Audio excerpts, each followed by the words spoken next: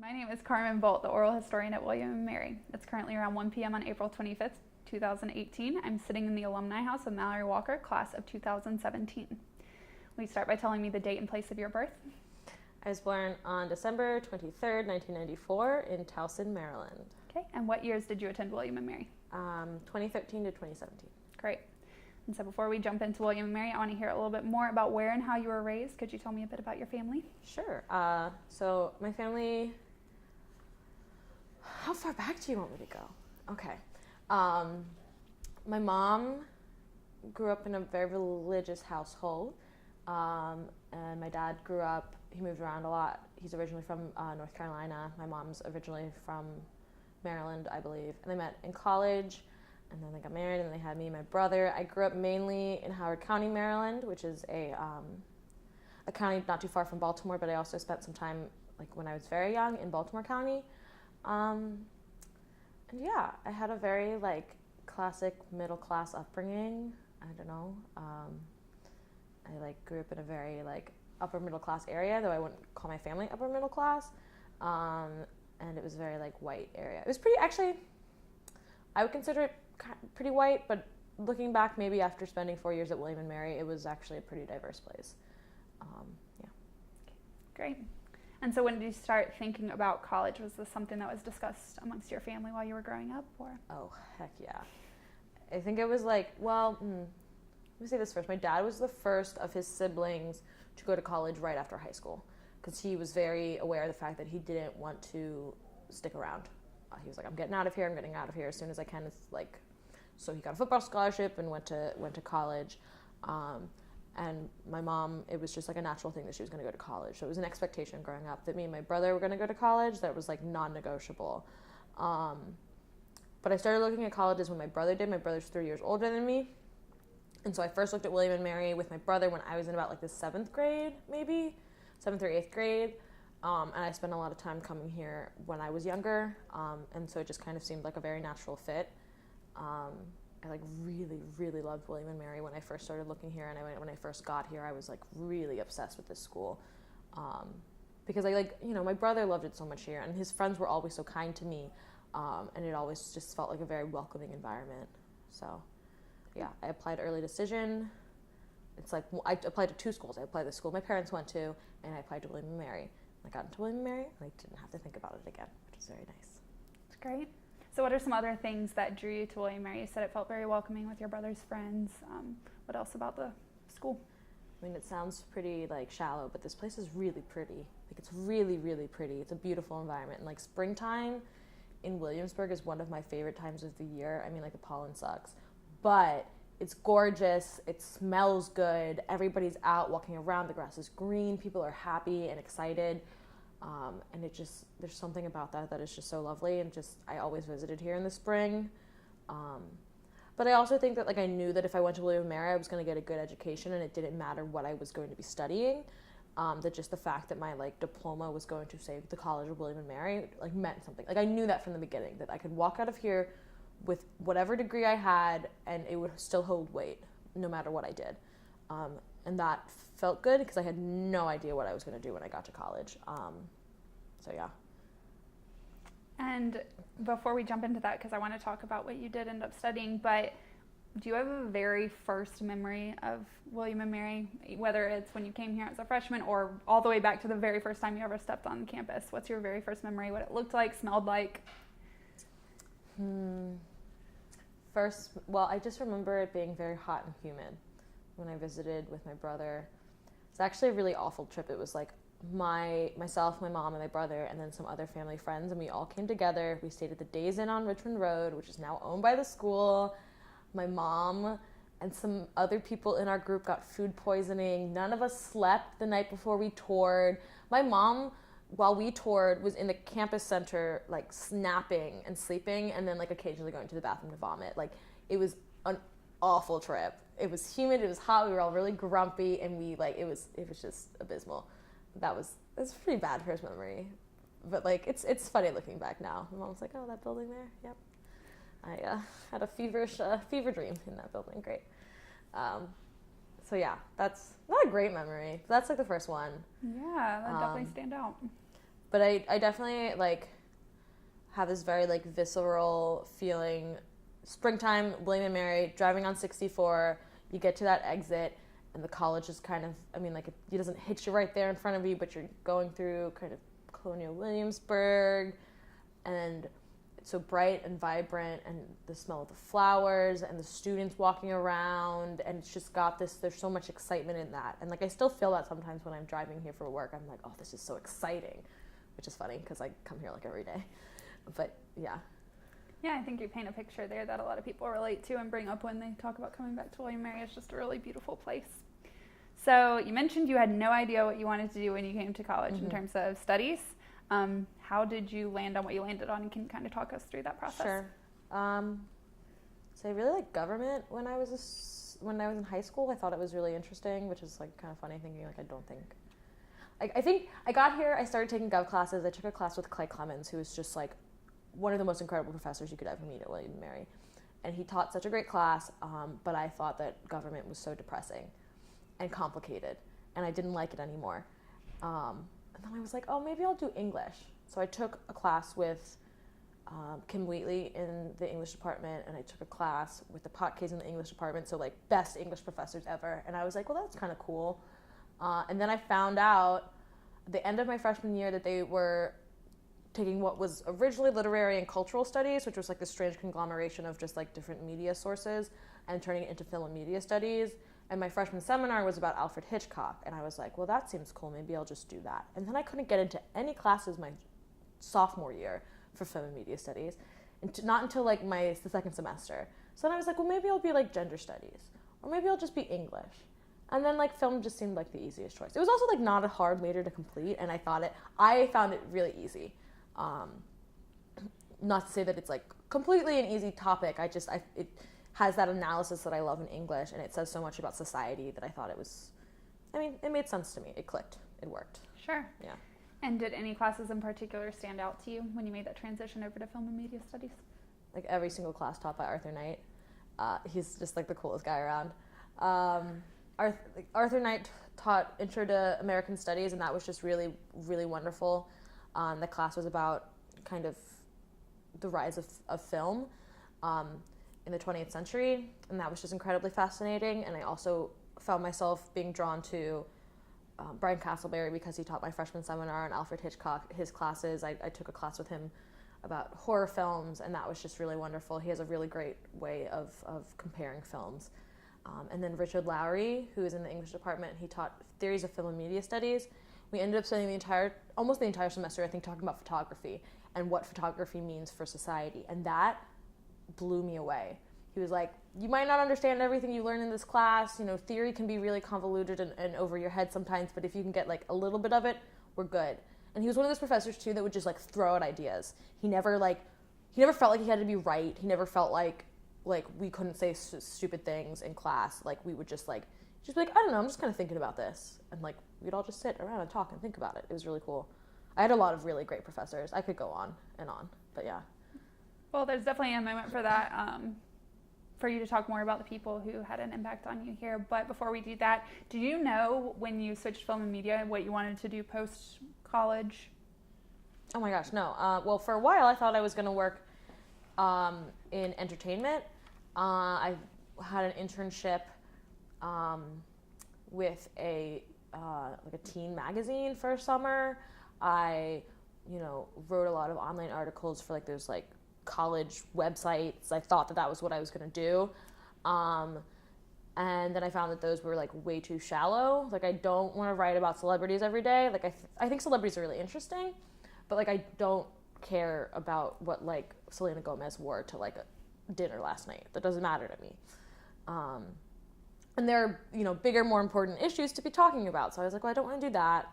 Journalism doesn't really work for me because that's also, I have a hard time being unbiased. I have very strong opinions, and I'm not willing to set those aside to, write a story necessarily. So those things didn't work. I thought that everybody thinks that I'm supposed to go to Hollywood. I was supposed to move to LA when I graduated, or New York. And I was like, well, one, I have zero production experience. Now I have a little bit more. And I don't have any interest. It's a very cutthroat nature. There's, would be struggling for a really long time. And that didn't appeal to me either. And then Then I decided that film preservation seemed like a good idea. I was like, all my friends are applying to grad school. This was my senior year. I was like, every single one of my friends is applying to grad school or Fulbright or something. And I was like, I'm not doing anything. Am I supposed to figure out what I want to do now? I guess. So I was like, I looked online. I looked on the Library of Congress's website because I knew they had the, in Northern Virginia, the film archives. At Culpeper. At Culpeper, yeah. And I thought, oh, that's so cool. And on their website, they have a lot of resources for a master's degree in film preservation. So I found programs. Arthur Knight was my advisor. I went to him. I said, Arthur Knight, I think I want to do this for the rest of my life. He was like, cool. I think you should talk to, first, someone at NYU, who never ended up getting back to me, but that's fine. And then Carrie Cooper, Dean of University Libraries. So I was like, cool. Because there used to be a Library of Congress internship fellowship that was it was a partnership with William & Mary Libraries. Didn't happen anymore. So he was like, okay, I'll get you two together. I met with Carrie Cooper. She was like, I think I can get you a job. I said, cool. So I worked one whole semester at the Media Center, which you're not supposed to do. They're supposed to hire people who can work there for like years and years. And then the fellowship kind of fell into my lap. And I was like, well, I guess I could do this. I'd need a job next year. I kind of want to go to film preservation school. That's not library science, but it's kind of that. But I also don't think I'm going to do it right after the fellowship ends. I had these whole thoughts. I was like, no, too much school, too soon. And then I got this job, and I hated it at first, and then I liked it a lot. And I was like, well, I guess I could do this for a career. And I was like, well, maybe I'll find a job. And then I was like, wait, I need a master's degree to get a job. So then I decided to go to school again. That was a long-winded way of my whole trajectory of thought of what I was going to do with my life. No, that was great, and we're going to return to pretty much every piece of that. If you're fine, we'll return first to your time as an undergraduate, but we will come back to all of it. No, but that's actually really helpful to know. I think a lot of students have this idea that they're supposed to know exactly what they're supposed to do right after college, and that's not always the reality or even realistic. So yeah, and I don't intend to do what I'm going to, whatever I do in 5 years, if I'm doing that for another 5 years, I need to reevaluate. I like the idea of constantly growing and changing and adjusting and evolving. I might have already said evolving twice. But I think it's important to reevaluate your goals constantly. And they should change because that means you're changing as a person, and change is good. Sure. Yes. Sounds like you want to lead a dynamic life. Ah, yes. So you were mentioned Arthur Knight, of course, and several other professors. So were there other professors you'd like to bring up now, or mentors or advisors that were particularly impactful on your time here at William & Mary? That's a great question.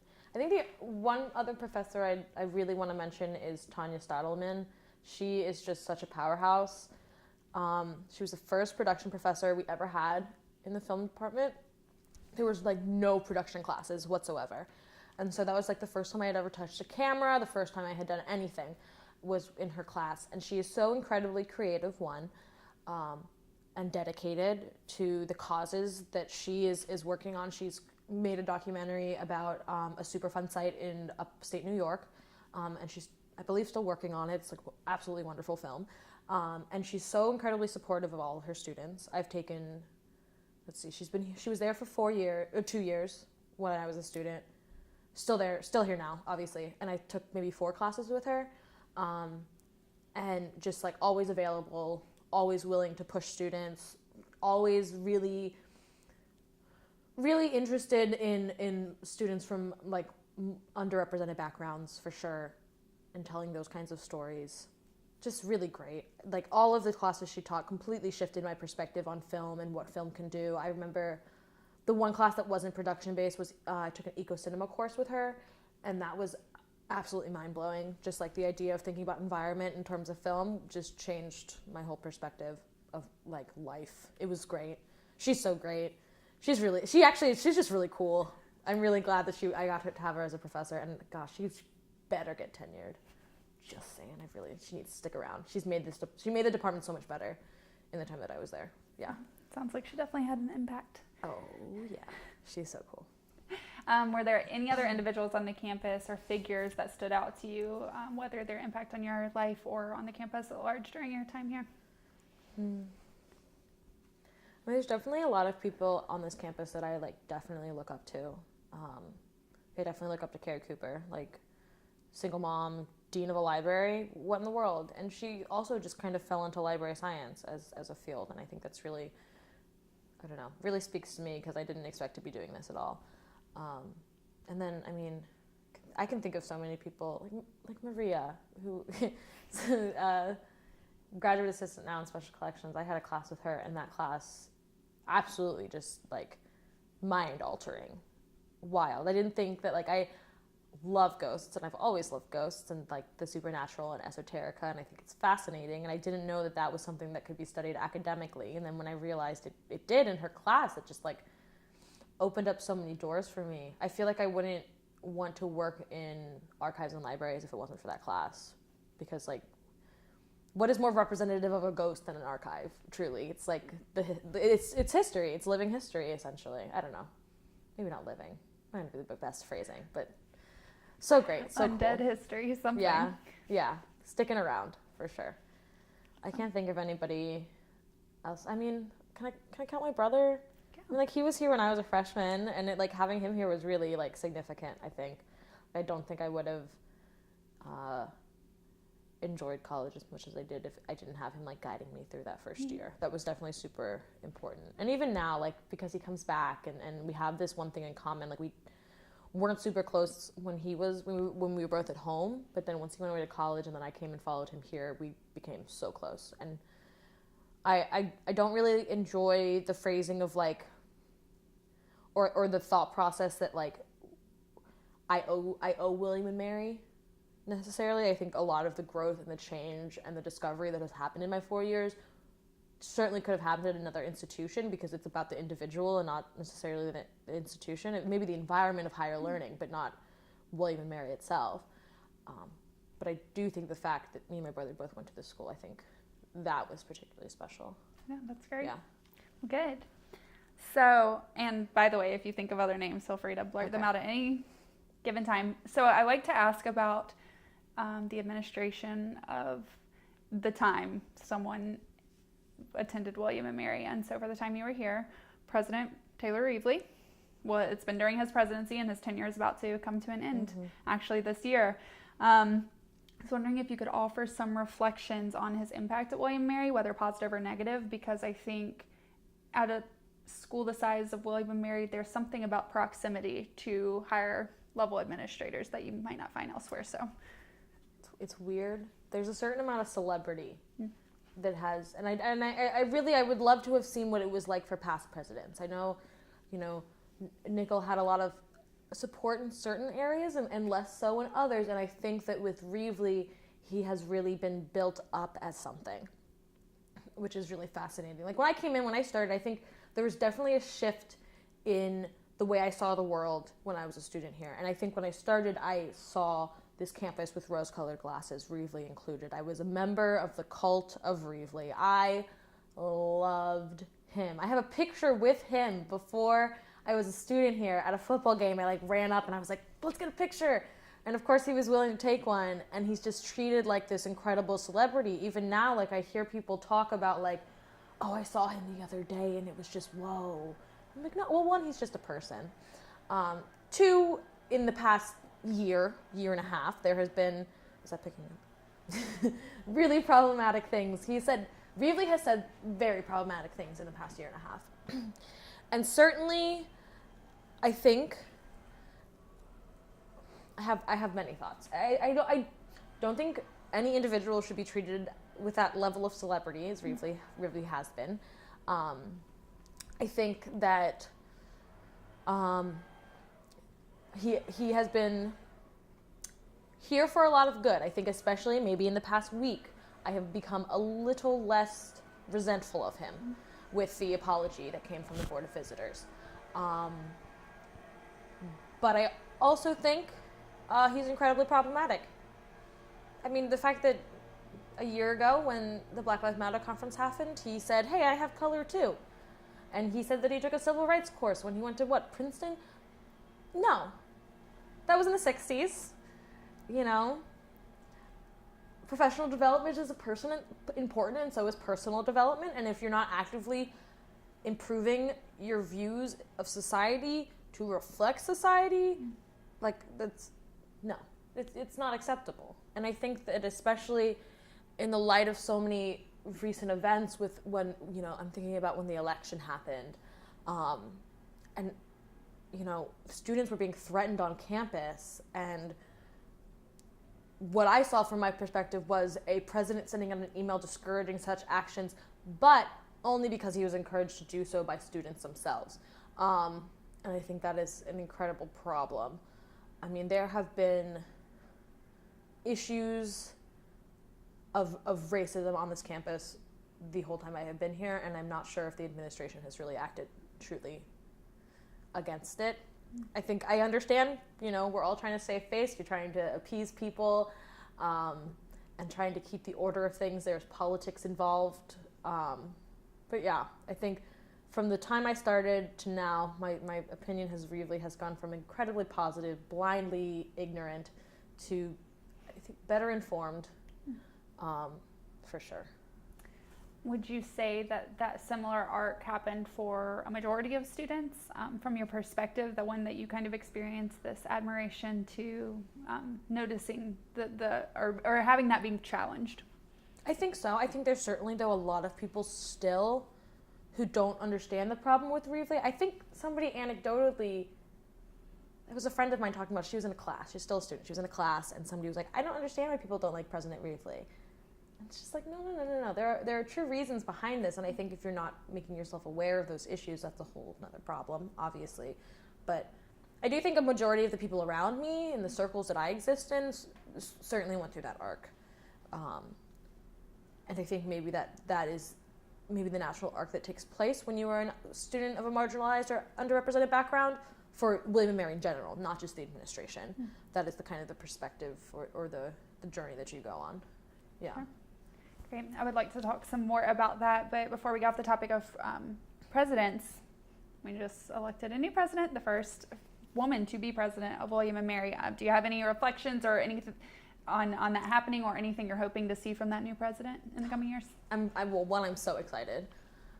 She loves libraries, she loves digital humanities, she loves diversity and inclusion, all three important things that I love. But I also think having not just a president that was previously a professor and a president that is a woman and a president who's fairly young, are all things that I'm very excited about. I'm very excited to see how she interacts with students. I really think that we're finally gonna kind of come to the times. That phrasing wasn't great. But we're gonna be entering into a new era, and an era of William & Mary that maybe will kind of reflect more of a student body, more of what people want, the school that they want to be at, and the changes that they want to see happen. I'm hopeful. I'm really hopeful. I'm really glad it's not another white man. Because, well, I'm looking at all of them behind me, or in front of me right now. It's a lot of white men. It is. And that needs to change. It's changing. Yes, the times are changing. They are. So I'm thinking I'll structure the next couple of questions kind of like the arc you spoke about, but feel free to kind of take this in any direction you want.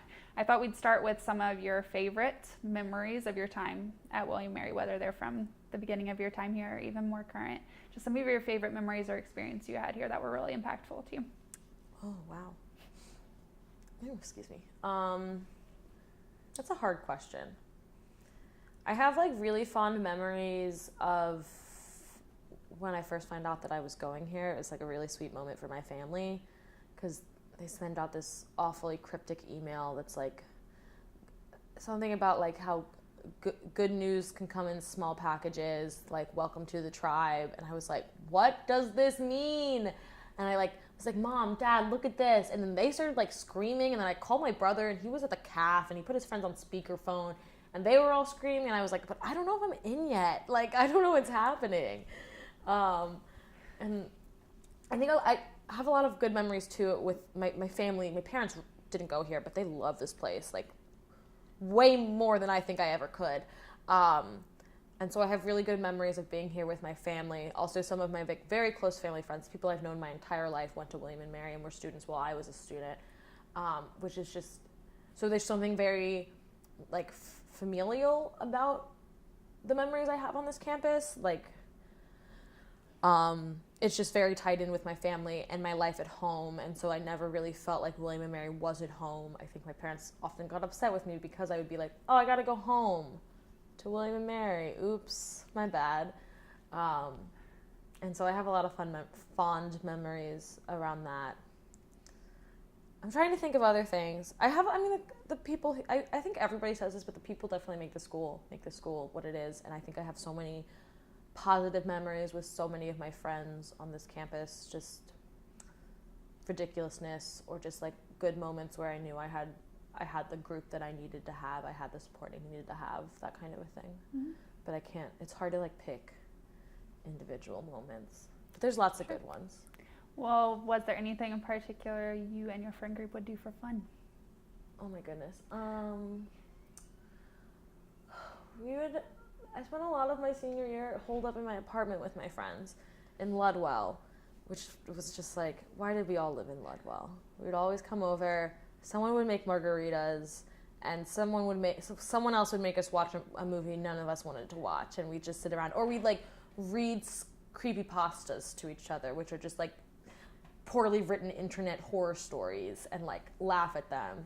Just complete ridiculousness. Or like, just, you know, I think I have a lot, especially towards like later on, I have a lot of fond memories of just like running around on campus at night, just being like stupid, just like running around the Sun Gardens. I never streaked the Sun Gardens, I never did the triathlon, but just like memories of just kind of like drunken silliness that we were always just so quintessentially college. It was hard to not even in that moment be like, these are the times of our lives, like that kind of just cliche-ness. But those are good times. They were fun. Less worried about the world, more worried about your Wawa. So that's great. I think that phrase should be going. Amazing. All right, so kind of following that arc, we're gonna dip into maybe some more difficult memories or moments that you experienced on campus. We can get back into some of the things you were discussing, the experience of being a person of color on William & Mary's campus, or specific memories in particular that you hold as being negative. Just anything, anywhere you want to take it. It's hard, I think, too, because I compartmentalize. So there's like bad memories that are specifically college related, and then like bad memories that happen on the college campus. Sure. Like I can certainly name moments that were hard for the college campus in general. I remember my sophomore year, my sophomore year, during orientation, a student committed suicide. And that was really hard. I was in OA at the time, and like, I didn't know him, but I had this very like visceral emotional reaction, and I think all of the OAs did, and it was really hard. But that was also another moment where the community comes together, and I think there are definitely criticisms for the fact that the community at large comes together after the hard moments happen and not before, to necessarily be proactive. Oh no. I think too, I think like my worst moment on campus in general was like right around the election, the 2016 election, because that was particularly hard for me. It was like the trigger for me finally seeking help for my mental health and getting on medication and seeing a therapist, which were good outcomes. I made some great friends during that because we were all just sad and crying in SWEM, and you know, that was kind of a nice outcome as well. But it was really, really hard to be around campus and have people not understand the fear and the pain. Because like being on this campus and not being white is hard in general. I mean, like being non-white in predominantly white spaces, which is like we're in America, like whatever, like that in general is hard, and it's hard to explain to people. And so it was even harder to explain to people why it mattered so much and why it was so hard. I had never had that much trouble having those conversations with, with my roommates before, and suddenly it was difficult explaining to them why I felt like putting like a safety pin on your lapel truly means nothing because it's performative allyship. Or my friend Kyle, who is like wonderful and great, he was getting yelled at on the street because his shorts were short and he wasn't going to be able to survive in Trump's America according to the people hanging out outside the bars, stuff like that. And that was really tough for like a good long time. There were people on this campus who definitely like in the administration that were more supportive. But it was resoundingly silent from the administration and from professors alike, because I don't think any of them knew how to react, because they were, Bush got elected, and I don't think people were nearly this upset because, he was an actual politician. But anyway, I digress. Yeah, that was like a hard time, I think, for myself, but also for the campus in general. I mean, there are definitely a lot of other bad memories I have, but I think those are perhaps things that happened in my life while I was here, and not necessarily things that happened in my life that related to William and Mary. If that makes sense. Sure. Yeah. Yeah, it definitely does. I was wondering if you would talk a little bit more, I think it would be helpful to hear maybe about the experience of being a person of color on the William and Mary campus during the 2010s, because a lot of what we're doing through this oral history project is really comparing what that experience has been like, and honestly the lines of continuity through that experience for the past 50 years. So if you wouldn't mind maybe expanding on that just a little bit. Yeah, I think like a lot of my experience too has to kind of be, I can't think of the word. Well, there has to be a disclaimer. There we go. Disclaimer. That I have always been incredibly comfortable, and I don't think I realized how comfortable I was in white spaces. And so those were often the spaces that I sought out. So I like put myself in maybe spaces where I've always seen myself, and I think I kind of define myself now as approachably black, which means, I'm biracial, my mom is white, my dad is black, and, maybe sprinklings of other things here or there, but that's, again, neither here or there. But white people have a really easy time explaining their racism to me. Like, my entire life, those conversations have been things that white people say to me. People are comfortable saying offensive things around me because maybe they think I understand, maybe I don't seem black enough to be offended. So that's interesting. But then there's also just the side of me that like I was willingly in those spaces, maybe because I didn't know where else to exist. So I think it got harder as time went on because I started to really like, I got deprogrammed from this whole like white way of thinking, maybe. I'm not sure if that's the best way of phrasing it, but I started to kind of see the light. So like people making like microaggressional comments about my hair, that kind of thing. But then there were bigger things too. People on this campus are racist, and people are often racist and do not realize it. So it was always I joined a sorority my freshman year because I literally thought like, oh, there will be no other way for me to make friends, and I never had that exposure to, a black sorority. So I thought, well, I guess that's not for me. I'm going to join a social sorority, a white sorority. And I remember after joining the one that I joined, and I was really happy to be involved, and then I had heard these kind of rumors about that members of the organization during the voting process for new members that year had said, hey, why don't we wait to vote on the black girls?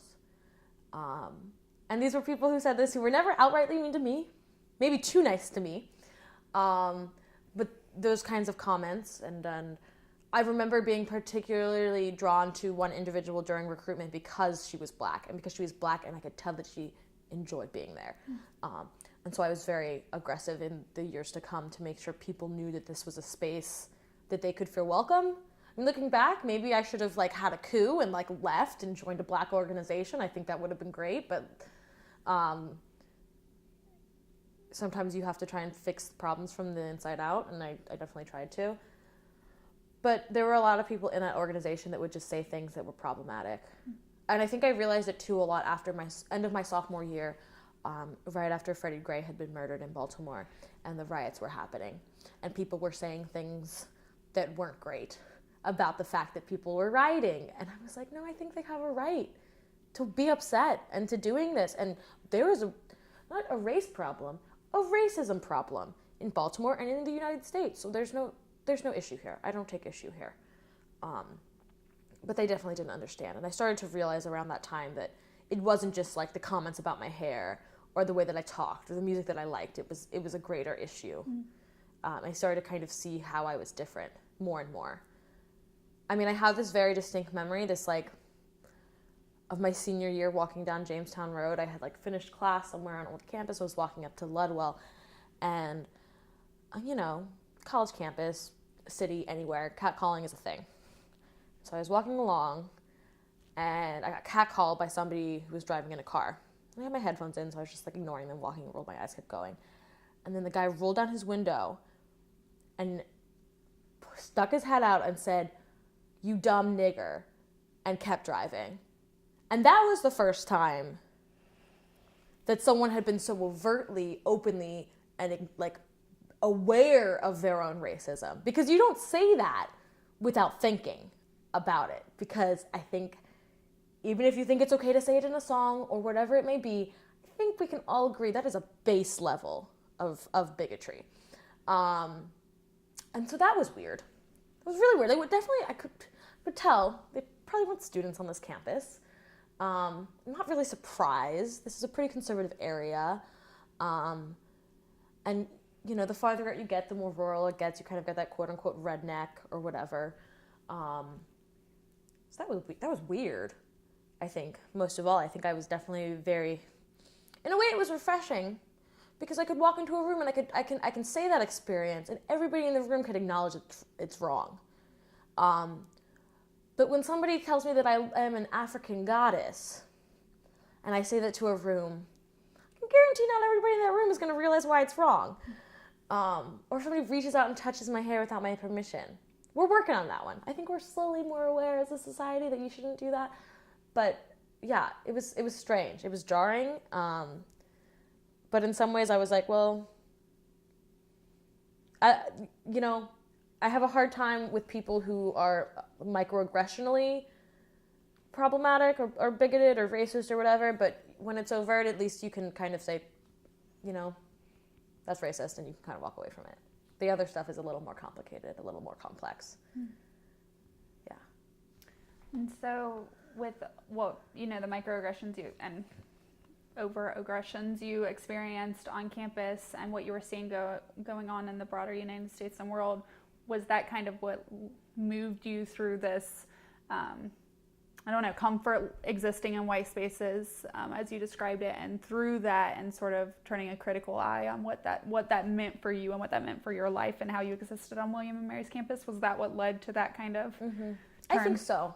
And I think a lot of it, too, is the tokenism. And I should double back and talk about that because I think that's the biggest issue on William & Mary's campus is the tokenism. Sure. Because I think a lot of people who have fallen into that trap of, I know black people. No, I like rap music. Or these little things. And I think that's... And I remember I was at a conference this year and somebody said, well, if you're going to be a token, you might as well own it. And I realized that was so much of how I think had chosen to flip the switch on what I was going through. Because I recognized in my sorority that I was a token. And I recognized that I was often the only black person existing in classes. And then I was like, well, I guess if I'm going to do this, I might as well milk it for all it's worth.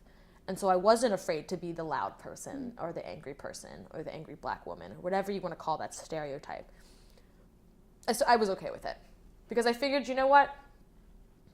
I'm right. I don't care if I'm giving them what they want. And also, who else is going to do this? Who else is going to say these things? Because I think I have a unique perspective, one, because I've existed in both black and white spaces, perhaps not comfortably, but I've been in them my entire life. I've been around white people my entire life, and I've been around black people my entire life, and I know the world is not black and white, but I think it gives me a certain perspective. And also existing in a way that, like, didn't really make people uncomfortable. White people aren't, you know, don't find me particularly uncomfortable. Maybe now I've got more hardware on my face and lots of tattoos, but, like, that's a whole other story. But I think that has given me a little bit of a good perspective. I might as well use my light-skinnedness to the advantage of the black community. So you brought up intersectionality and identity a lot, and I think these topics are obviously incredibly important.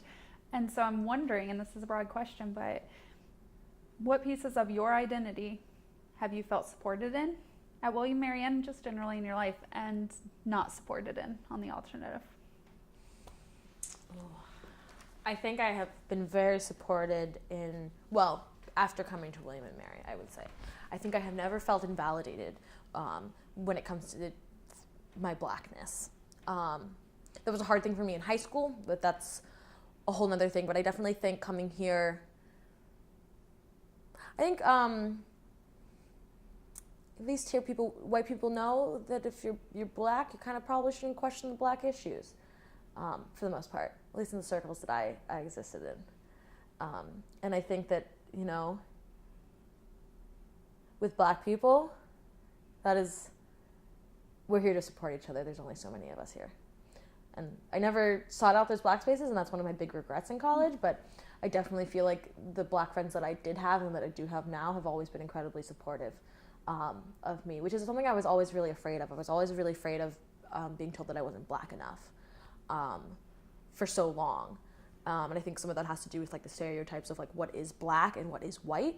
But I also think I just a constant fear of not fitting in. Yeah. I will take a step back, because I do think there are some people who maybe think that because, you know, they took an Africana Studies class that they understand the issues that black people face. Mm. I've had some friends say some pretty, like, well, Mallory, didn't you know, kind of sentences, and I'm like, I remember taking the Harvard implicit bias test, and it was just the black and the white one, and it said that I had a slight favoring towards black people, and I had a friend, not someone I consider a friend now, and I don't even think I did at the time, turned to me and was like, well, that's kind of weird. I was like, what do you mean? She was like, well, you know, you grew up really white. And another friend of mine goes, well, you know, she's black.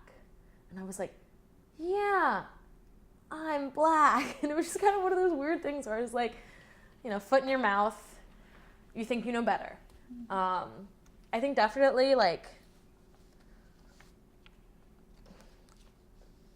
my identity as a woman has never been challenged. I think being cis, that's just a given. Nobody's going to challenge my womanhood. I think I've been challenged in the fact that people believe that women should be submissive and play into certain stereotypes. I think that's been where I've been challenged.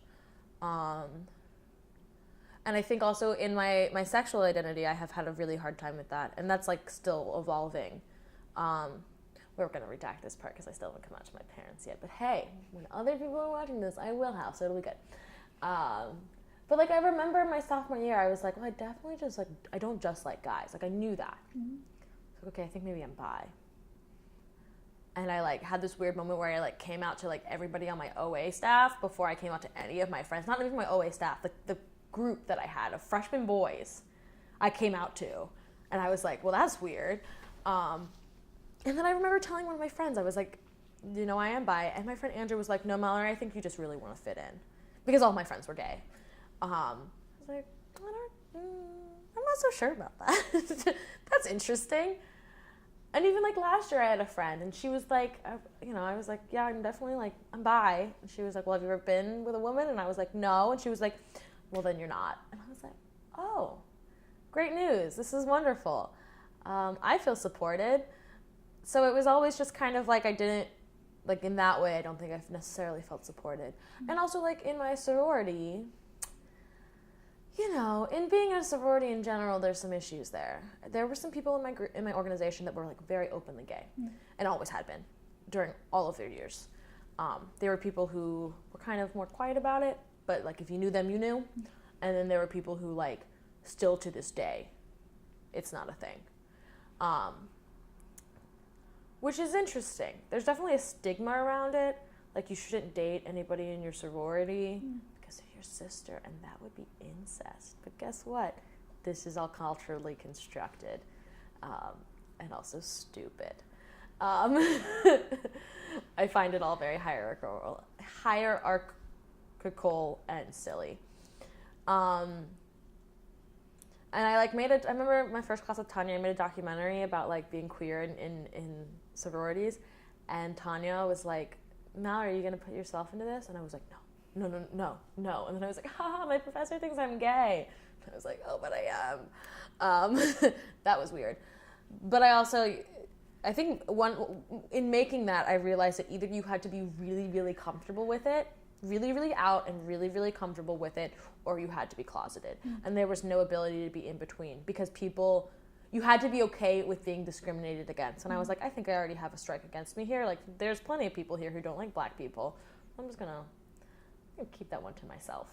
But I also think that a lot of like cultural shifts, this is like really tangential, but I think there's a lot of cultural shifts that have been happening since I've kind of started to think about my sexuality, in the fact that like it's not just men or women. Those are not the options you get anymore. There's a whole other gamut.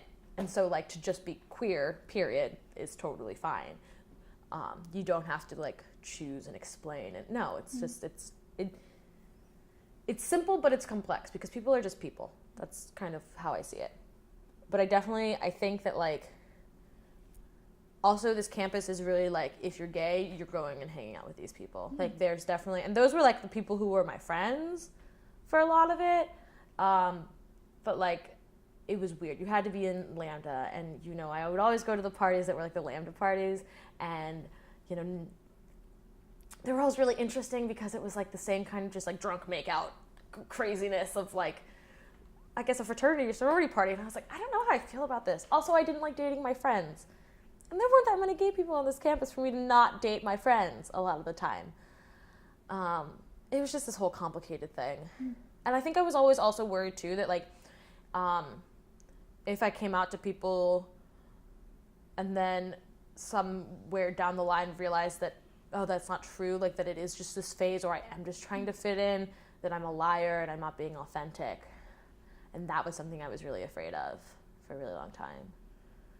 But like, whatever. It's all evolving. Everything's changing, growing, like I said, you know? I don't know. That was very like long-winded. No, that was perfectly fine. That's a piece of you as your part of your identity, and you should get to speak on that. That's true. So there are a couple other questions I have just about things that went on during your time at William & Mary that may have been difficult, but feel free to reflect on them. So I bring this up because it was actually heavily recorded in Flat Hats and news media that there was a shooting at the Crust during your time at William & Mary. I know. And it's the second time someone's laughed when I brought that up, because I think those years, the individuals who are here reflect on it, that experience in a certain way. So would you explain what that experience was like for you? I barely remember it, mostly because I only saw it in Flat Hat articles. I wasn't particularly like it didn't really like affect me very much. I mean, it wasn't on campus, and it wasn't this kind of, you know, it wasn't a school shooting. No, it was a shooting. I hate to say this, but like I also like grew up around Baltimore, like, and you know, we're not just known for murder there. I will say that, but those are headlines that don't surprise me. I live in Richmond now. You know, that stuff happens. So I'm not like, oh my gosh, like, and I don't think anybody really was. It just was kind of this thing that happened that was kind of strange and jarring. Like, students live really nearby, and that's certainly really strange. But it definitely wasn't like there wasn't this big butterfly effect on campus, you know? Sure. Yeah, that was kind of my next question, was if, because of its proximity to campus, there was any sort of reaction campus-wide about the potential of something like that happening on campus. Still an open campus. I think we still will continue to be. Yeah, which is strange, but you know. Well, thank you for reflecting on that. I mean, it's just, I noticed it, so I thought I'd bring it up. So another thing, and this is something I bring up in every interview I do because it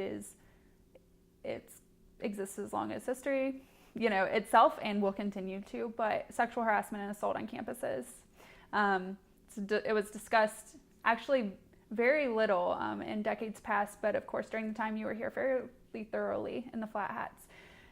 Can you describe what the culture was like on campus regarding sexual assault during the time you were here? It's a really good question. Well, first I want to say I didn't, and I think you'll know the name of the woman I'm going to talk about, that this whole concept of date rape kind of started on William & Mary's campus, and I didn't know that until maybe last year. I think we're like many other schools where we suck at talking about sexual harassment, dealing with sexual harassment and assault, and just like what it means culturally for our campus, have a really poor like grip on what that is. I think it's alarming, and I think I know so many of my friends have been sexually assaulted on this campus. Like, there's no getting around that. And I think that I think a lot of times it's blamed on alcohol, and it's blamed on party culture, and you've got people like Thomas Briggs, who wrote a nice Flat Hat op-ed once about how party culture is rape culture, and thus there is no rape culture. And I think that that's not true. I think it's definitely gotten better. I was really impressed. I think it was my junior year when I was in OA, Eric Garrison giving a really great presentation during orientation about, consent is hard to understand. So let's simplify it, the whole cookie metaphor, which I know some people think that is diminishes the importance of consent, but I think it's a really easy way to think about it, to bring it down small and then amplify, instead of trying to think about it on this like really large scale. And I really appreciated that. But that was also the same year that as an OA staff, we had a really unfortunate run-in with Dean Gilbert and the way that he talked about sexual assault, comparing it to a wallet, a survivor of sexual assault being compared to a wallet you leave out at a bar or something like that, or saying that somebody who raped someone else is just making a mistake. And statements like that obviously perpetuate rape culture, and I'm sure that Dean Gilbert is very good at his job, but it was very disheartening to hear that. And I had a big problem. I think a lot of us did. Because, so many people I know have been sexually assaulted on this campus. And so I have heard conversations, whether it be in Sadler or in my sorority house, of people talking very openly about other people's experiences with sexual assault and how are we going to handle this? As if it's something that needs to be like handled, not something that needs to be addressed or discussed, or if there's, a concept of consequences. I don't know. I feel like not much has changed. Title IX happened. That was really hard, going from my first year as being in OA where there was no need to report, and then my second year it being required of me because I'm technically employed by the university. That was tough.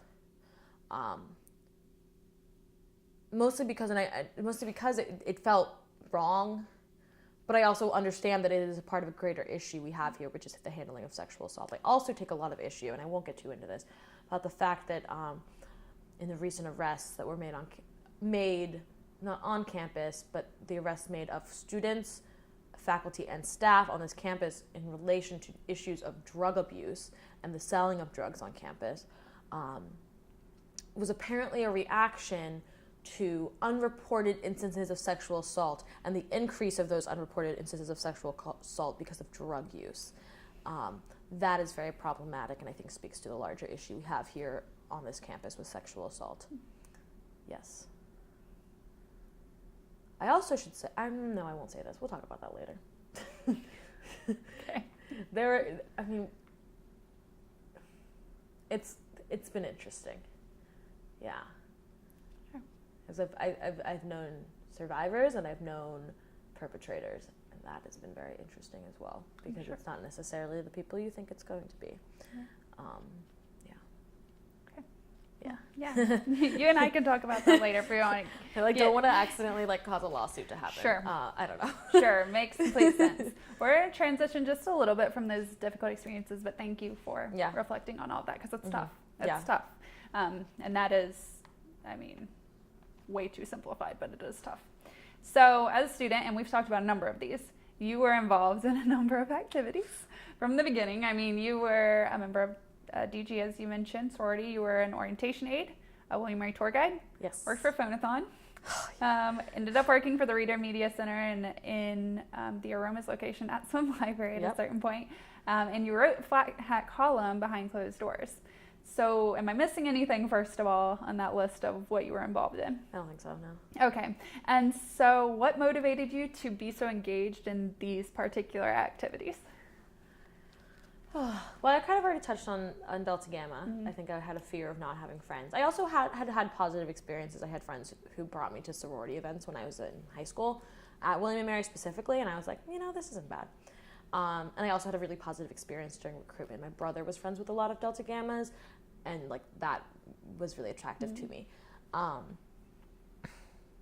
The down the years issues I had with the organization and forcing myself to pay my dues far in advance so I didn't deactivate it, are a whole nother story. But and I also think tour guide and orientation aide were both part of my initial deep love for William and Mary, and this kind of need to be typical William and Mary person, and then be a big name on campus, because that's what I wanted to excel to be. I wanted to be a tour guide, and then I wanted to be a senior interviewer. And I wanted to be an OA, and I wanted to then be an OAD, a director of orientation aides. And so it was I had this really wonderfully rose-colored idea of William and Mary, and that's why I got involved in those things. I quit being a tour guide during my sophomore year, I think mainly because of mental health issues and just not taking on too much. And then I ended up not being a tour guide after my junior year, again, I think because of mental health issues, but also it had gotten hard to talk about William and Mary in such a positive light, and not be completely honest about it. That was tough, because I stopped loving it as much as I used to. And I was like, if I'm not gonna be honest, I really can't do this. And I have a lot of love in my heart for William and Mary. I can't say that I don't, but I think that there's this kind of this pressure when you're in, you're speaking on behalf of William and Mary, to talk about it in this very specific kind of way. And I wasn't willing to do that. And then behind closed doors, okay, the job stuff, I just needed to get a job. I think we can be clear on that. I needed money desperately. But behind closed doors, it happened accidentally. I think I was okay, my freshman year, I had this great boyfriend from my high school. I was I'm gonna marry him. And then we broke up, as people usually do with their high school boyfriends when they start college. And I went through what I call my slut phase. This is a greater context. It will make sense later. And I also found it very, which I found very empowering at the time. And I also thought it was very fun to talk about sex. One, because it's fun. Two, because sometimes it makes people a little uncomfortable, and I kind of found that funny.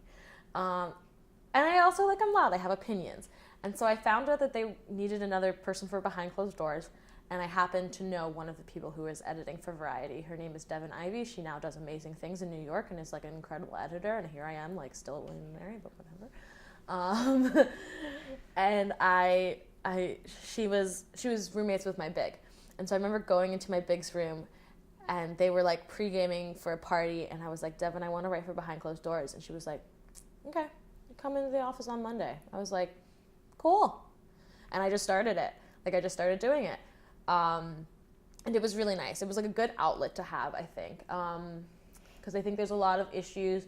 There were a lot of things I wanted to say, and I didn't know where the venue was to say them. I think now I just go on Twitter and I tweet about it, or I yell at my friends about it.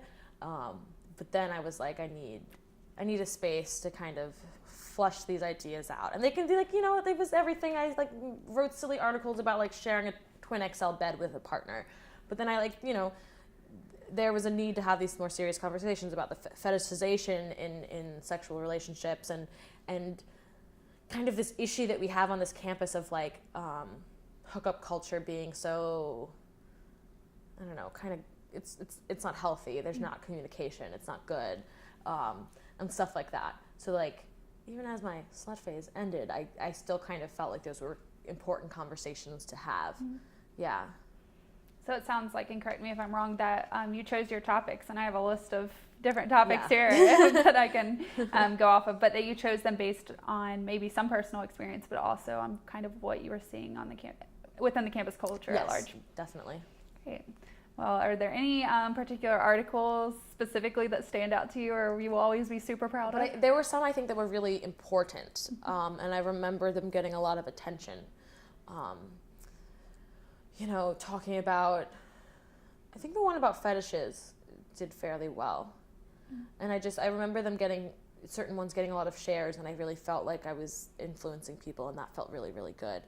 I think there was one also about exoticization. Yes. So. Yes. Oh my God. Yeah.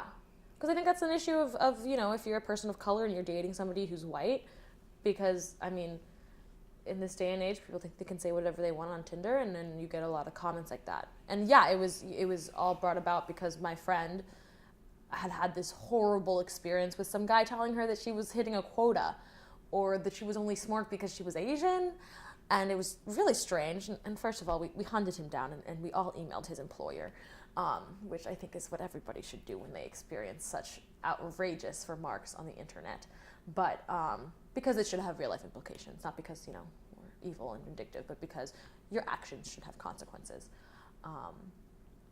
But yeah, stuff like that, because it's just, yeah, inspired by real events, because the culture of William and Mary is such that it is just incredible. People can be really awful, and especially in the dating world, it can get really bad. Yeah. So you reflect on writing that column as a positive experience? Yeah, I think so. Yeah. I think it was fun. I really like writing. And I, for a while, thought that maybe like my career would kind of move into me being a sex educator or doing something with sex positivity and stuff like that. I mean, those are causes that I definitely believe in so incredibly still today. And I just think it's funny. I think people take sex way too seriously. And it should be seriously in some regards, but in others, there is room for joking and laughter. And I enjoyed being able to do that. That was really fun. Great. Well, thank you for reflecting on that as well. And before we kind of transition, there was something you've brought up a couple of times, and I do not want it to get lost because it's incredibly important, and that is the topic of mental health. Mm-hmm. And your journey and of maybe self-discovery or getting things addressed, even potentially through negative situations on campus, and how you saw that addressed, or what resources you saw available to you on William & Mary's campus. Yeah.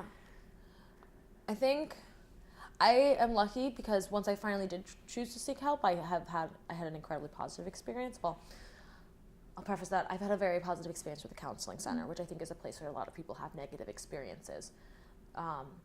I also think I kind of knew my resources available to me, so when I was presented with something that was not what I knew I could get, I pushed back. I remember walking in and being like, I need to see a counselor.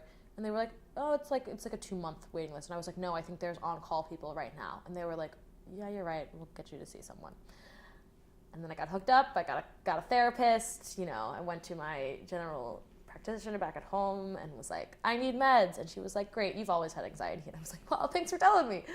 But I have. I think a lot of like issues of anxiety to depression, I think a lot of people, at least in my experience, it's been that's kind of how you assume everybody else is living. And because everyone is living with these crutches or these spoons or whatever you want to call it, that since they can get through okay, you can get through okay. And I think definitely there is this nature in William & Mary to be over-involved. Yesterday I was talking to somebody and I said, oh, I wasn't involved in that much. And she was like, oh, why did you say that? I was like, because there's this expectation to be over-involved and over-invested. And I think that breeds a poor environment, a culture around mental health. I think the school, and I think that's a no-brainer. I think everyone knows it, that the school has an issue with mental health. I don't like this idea that we're a suicide school. I think that maybe isn't necessarily true. I think we just have a deep issue with how we deal with self-care and mental health, and how we, as Kelly Crace loves to say, we live in a very fear-based way. And I think too, it's important to bring up the issues that happen in the counseling center and the kind of issues around that, but I also think it certainly discouraged me from seeking that help earlier, because I didn't think those options were available to me. And so I think that's a whole other part of it too. That there's something very good about the fact that we're finally starting to especially talk about issues of mental health, and people are being much more open, I've seen, about, taking time off or, their own struggles. But I also think that unless that's done very intentionally and carefully, you can have this whole negative side effect, is that we're all breeding this negativity. And kind of, we're getting back into that issue of like the bragging about your mental health issues, which is, the people, and like I totally fell into this. I think it's really easy to have been like, oh, like I slept 4 hours last night, like I pulled an all-nighter, I haven't slept, I've drank like 10 cups of coffee today, like this kind of like talking about how much you're struggling. And so I think that's also another, it's important to talk about, and it's important to talk about in an intentional way too.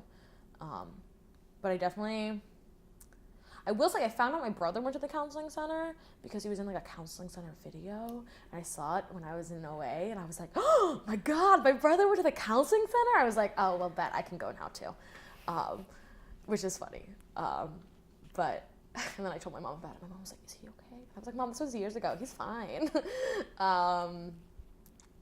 But yeah, I think it's like totally an issue. I mean, like, so many students have committed suicide while I have been here. A professor committed suicide while I was a student here. I mean, we're talking about, I think, a greater issue, but I also think that there's a lot of pressure at the school to fit within a certain box. I mean, I've seen professors who, if there's an issue having to do with mental health, they won't see that as a valid excuse because they think it is simply an excuse. Which I think was always, again, my fear, because I don't think, not wanting to get out of bed in the morning doesn't seem like a valid excuse to not live your life, because you just freaking get out of bed. But it's not that easy. It's like definitely not that easy. But yeah, that's a whole thing.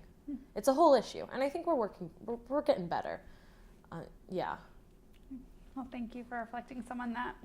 So one more question before we transition to your time post-William & Mary, which has not been that long, but you still have packed a lot during that time. And this question is, and you've touched on this a bit, talking about the election in particular, but I'm wondering how you saw other nationwide or worldwide sociopolitical issues play out on campus. So, I mean, this could be same-sex marriage being legalized and upheld in Virginia. This could be the shootings in Orlando, terrorist attacks around the globe, the election of Donald Trump, increased accounts of police brutality and killings of Black men specifically, but persons of color largely. All of those things, how did you see those, or did you see those play out on campus? I think I definitely saw issues of police brutality play out on campus. Mostly, I think one of the biggest ways I see it play out is when it doesn't. Because I always have found it very jarring when there are large political things taking place and people are still able to live their lives as if nothing has happened. I think that's very strange. But I definitely have that memory of being in the sorority house and watching the news coverage of the Freddie Gray riots and having people with very specific reactions, and their reactions being fear-based, and also just the complete misunderstanding of the purpose of what these people were doing, and also just the validity of the protesters and the rioters' anger. I don't think people necessarily understood that. I think definitely obviously the election, because I remember going to classes that day, and that was weird. That was really, really weird. And like professors just not saying anything. I had a professor who I knew was gay who didn't say a word, and I was so confused. I was like, what in the world? Are you not going to say anything? Like, our world is basically just like shattered into a million pieces and you're not going to say anything? I thought it was just so incredible. Yeah, I definitely, I think more so than anything, I've seen the way that people have not reacted necessarily, if that makes sense. It does. And I think that also has to do a lot with the fact that the way that William & Mary is so insular. People have a hard time looking outwards because what's in front of them seems so life-changing. Whether it's like a Blackboard post or like a final paper, people are like, this is everything. Yeah.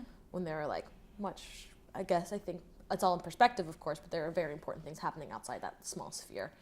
I wasn't a student when Charlottesville happened, but I would be very curious of the experiences of students after that, because there were a lot of William & Mary students that were at that event. Yeah, there's nothing else in particular. I know after large events, there's always been candlelight vigils and events like that. But it's more of those campus events that shake people more than anything. Sure. Yeah, because that insular perfect world that they've kind of created, perfect world, is shattered in some way. That's, I think, when people really get shaken awake. Yeah. That's a really interesting and challenging way to look at that, but I think that's helpful. Yeah. I think that's helpful for individuals to hear. So we're transitioning now. And in the year since you have graduated, it's almost a year. That is astounding. Oh my God. Yeah. We're like right it's on terrifying. the year. In the year since you have graduated from William & Mary, how have you seen your William & Mary education play out in your life so far? Well, I work for William & Mary. That is a thing. So it's been weird. It's really funny. I think that, like, I don't think about it much until I have to say that that's where I went to school, and people are like, ooh. And I'm like, okay, calm down. I was a film major. Like, but I definitely kind of, it's interesting. People really hold William & Mary on a pedestal, which I'm benefiting from, so I'm not going to complain about that. I definitely, I think I've gotten a bit more perspective. I definitely have some very tangible regrets about my 4 years, things I didn't do, things I should have done. So there's that. But I also think being a part of the workforce at William & Mary has been really interesting because it is in some ways very similar to the culture of the student body. And I think in other ways it's very different. Things move a lot slower. That was really hard for me to learn. I mean, things I think probably move at what others would call a normal pace. And I was not used to that. And I was really uncomfortable at first. And it was really, really hard to not just speed through things, get things done, just go. And to just calm down and be like, it's okay to not finish a project in a day or a week or whatever. I think it's been really nice because I think, especially within special collections, I am surrounded by people who there are tangible examples of injustice in special collections, so it's not hard to argue them. And so you're around people who understand the problems and understand that there are greater issues at play here. And I just remember, after, I think it was in Durham or Raleigh, the monuments coming down, and talking to my coworkers about that, and the way that they talked about it, it's they were like, did you see that guy dancing on with his guitar? And they were so excited about it, and I was like, oh, I thought this was gonna be a weird week for me, but I feel supported. That's strange. And just to be around people who are like, yo, did you know this guy was racist? Or yeah, Ledwell Johnson, racist. John Millington electrocuted black people. You know, people are out here being this is what's really going on. There's no rose-colored glasses. There's no, because I think William & Mary has a reputation to uphold, you know? And so they like to skirt over the harder truths. But I'm in a space where people are not afraid to talk very freely about the hard truths, which are my favorite parts of history, are the bad ones, because they speak a lot to society. But anyway, I digress. Sure. No, that's great. And I'm wondering, actually, if you can talk a little bit more about what your experience being a Mosaic Fellow has been. So you talked a bit about that at the beginning. You actually said that you struggled there at the beginning. You did not enjoy it. No. But that it's ebbed and flowed throughout your time. So will you talk just about that experience for a bit? I think it was hard being back here. I think that was the toughest part. I think it was hard because, it was the first year of the program. It didn't have much structure. I didn't really know what my place was. And everything was just kind of this kind of go with the flow kind of thing. And I didn't like it at all. it was really uncomfortable. And I also found I had trouble, and I didn't realize this. It was my therapist who pointed it out to me, that I wasn't emotionally investing myself in the work that I was doing. I was kind of looking at it from this very like distant, non-committal way. And she was like, you need to find a way to be engaged. And I think a lot of my initial apprehension came from the fact that I was worried about this 50th year. I was worried about what it meant. I was unconvinced that the college really cared enough about Black people to spend an entire year actually celebrating them and not just themselves. Because this is an institution that was built on the backs of slaves, and that wasn't acknowledged until 2009, and there was no apology made until last week. So I think I had every reason to feel that way, especially after this past year and the comments made by President Reevely when he met with students, and the things that my peers had experienced on this campus. I was really, really doubtful. I think it all kind of changed at the unveiling ceremony for the 50th. I think I was like, oh, like there's a true commitment here. Like people are really getting it. I think the monologue that was given after the mural was unveiled, I think that really solidified it. Because I was like, oh, she's being real. Like this woman was, not holding back. And I was like, well, if she's allowed to do that, then like I think we're good here. I think I can feel good about my exhibit. I can feel good about the things that I'm putting forth. Because before I was really afraid that my working on this exhibit for the 50th was just another example of pure tokenism. Basically saying that, and also it was going to be censored. And by that I mean that it was going to be a happier version of the history. Yeah, watered down. Yes. But then I realized that I could do and say what I wanted with it, and that it, there's a fine line between tokenism and diversity and inclusion, and I might have thought that we were thumbing that line, but we're gonna accept it as diversity and inclusion because it's true. A Black person should be telling the story of Black people. I would agree with that. So I think I leaned in a little bit more and found that I enjoy what I do, and especially being able to uncover that uncomfortable stuff. Sure. Because it's my favorite. Yeah. Sure. Do you have any other reflections on the Mosaic program as a whole and your experience being a Mosaic Fellow, which you were for the past year, and a great one? Oh, thank you. Do you have any other reflections on that experience? Well, things are still changing. I have 2-3 more months left. I won't say that I owe this college a lot, but I do owe William and Mary Libraries a lot. They've given me a lot of space to do really great things and learn a lot, and explore grad school. They've given me like so many opportunities, but I also think that perhaps it being the first year, or just I think I've learned that there's certainly a disconnect between how people define diversity, inclusion, and equity on a generational level. And I don't say that to be ageist and to say that old people don't get it, because I don't think that's true. But I think that I'll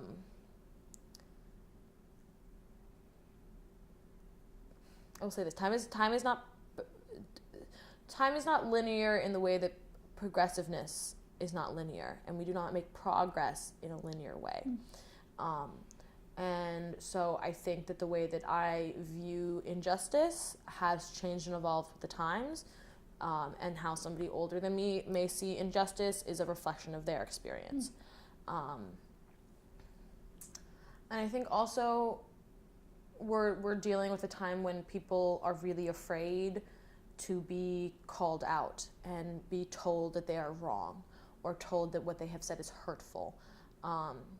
You can say a racist thing and not be a racist. It's like very true. You can be racist and not know it, not think that you are. And I think people are really afraid of that. I mean, I have said many problematic things in my day, but I've changed, I've evolved, and I have learned from what others have told me. And I think that's very important, especially if you're dealing with those three lovely words of diversity, inclusion, and equity. And I think that is one of the things that I've learned, is that there are differences in how people define those words, and there are challenges in addressing those problems. And that also, I think I've always known this, but I think this year has definitely affirmed the fact that there is always opportunity to grow and learn, no matter how old you are. I think that has been, like, those are the lessons that I didn't think I was going to learn from this. I thought I was going to learn about cataloging and write books, but like, no, I learned about how to be a better person, which is good. Sure. So, yeah. Great. It's been a weird year. Yeah. And it's still going. 3 more months, you said. Yep, 3 whole months. So we're kind of getting to the end of it here, and I know our time is running up, but I have a couple more questions, and I'm going to open it up to you. As we've mentioned, we're in the midst of a celebration. We're coming to the end of it as well, the official year for the 50th anniversary of African Americans in residence at the college. Considering the purpose behind the celebration, what do you believe to be the value of diversity and inclusion on campus and more broadly? Well, see, I've watched a lot of these oral histories, so I'm thinking about like what Michael Powell said and what Warren Buck has said, but I really do like what Michael Powell said. We'll kind of go along the lines of what he said, is that if you're not dealing with these multiple perspectives, you're not seeing the world from all of these different viewpoints and getting that liberal arts education that is truly diverse, your viewpoint is shallow and it's narrow and it's not comprehensive, and you're maybe not as intelligent as you may think you are. I really like what, I think her name is Lena Waithe. She recently was on the cover of Vogue. She's a lovely queer Black woman of color. And she said that diversity and inclusion is being able to look into a room and say, is everybody present? And I think unless everybody's present, you can't include everybody. And I think, why is it important to include everybody? Because everyone knows what it feels like to be excluded. Whether you are 5 years old and on a playground and not getting, like, nobody wants to play tag with you, or your voice is not being heard in a room of executives. It doesn't matter where you're at. That feeling of being excluded is no good. And the solution to that is making sure that everyone is included. Treat others the way you want to be treated. I think diversity and inclusion are difficult topics, but I think when you get down to them, it's simple. It's about empathy and understanding each other, and treating other people with kindness and compassion and openness, and being willing to be silent while others speak. I don't think that answered your question. No, it actually did quite well. Cool. That was a great answer. Thank you. Yeah. And my next question is actually quite similar. As we're coming to the end of this anniversary year, we're kicking off 100 years of coeducation at the college. So can you speak a little bit about the value and contribution of women at William & Mary and more broadly? Well, I'm trying to think of the best way to phrase this. I think about the value and the contribution of African Americans so much. I don't think I've really thought so much about women. I think Black women are great, but let me think a little bit more. I can't remember who it was that said this, but there's that quote that it's, if you want someone to say something, ask a man. If you want someone to do something, ask a woman. And I think about that a lot. I think women are incredibly powerful, more powerful than they think, because we have been led to believe that we are not. But I mean, just in the concept that a woman can find a work-life balance between being a mother, which is a full-time job, being a homemaker, full-time job, and having an actual out-of-the-house full-time job is incredible to me. And I think that we're really coming to a point. I mean, there was just that New York Times article that I mentioned to you, fields that women are outnumbered by men whose first name is John, and just the ridiculousness of that. Women have done so much, not just for this country, not just for this institution, not just for the state of Virginia, so much for the world. I mean, I could go on for hours about this, and I know you know I would, but like, gosh, truly, just the concept of woman is just incredibly inspirational. I can't speak to any true examples, but damn. That says it all. So at this point, I've asked you a ton of questions and we've covered all sorts of topics. And now I want to open it up to you. If there's anything I haven't asked you that you thought I would, if there's anything specifically you'd like to talk about that we haven't, if you want to reflect on changes you have seen or would like to see at William & Mary, anything at all, this is your time. There was one thing I wanted to add to the women thing. Sure. I hope this year includes non-cis women. I think we're coming to a very important time for issues of gender. But I think it's an important thing for this college to consider. And I think it's an important thing for just like society to consider. We just had our first Virginia representative, who's a trans woman, elected this past November. Great time. But I think it's an important thing to speak about and speak on. And I think it's something that I personally think this school is probably afraid of addressing.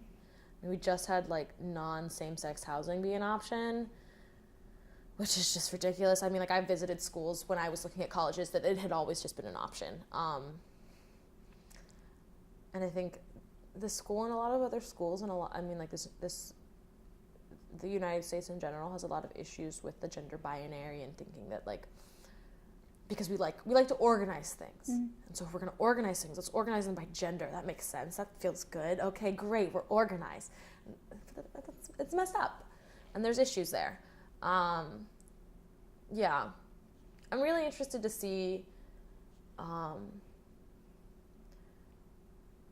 would be really happy if we kind of began as an institution to break down this pedestal that we have put ourselves on as an institution. Yeah, we're the alma mater of the nation, but we're also allowed to change, to reevaluate our traditions, because as a wise friend of mine told me in the documentary I made, tradition for the sake of tradition is bullshit. And if your traditions are problematic, like Kappa Alpha Order and their Confederate uniforms, it needs to be adjusted. And so we need to adjust and change. And I think there's a lot to be said about approachability and that willingness to adapt and be dynamic. And I'd really like to see that out of this institution. Yeah. I don't think I have much more to say. Yeah. Anything else? This is totally your... I said some wildly inappropriate things, so I think we're good. It's been wonderful. Well, thank you so much for staying down. I think so much of this is going to be really helpful, and it was just great to hear. So thank you again for participating. Yeah.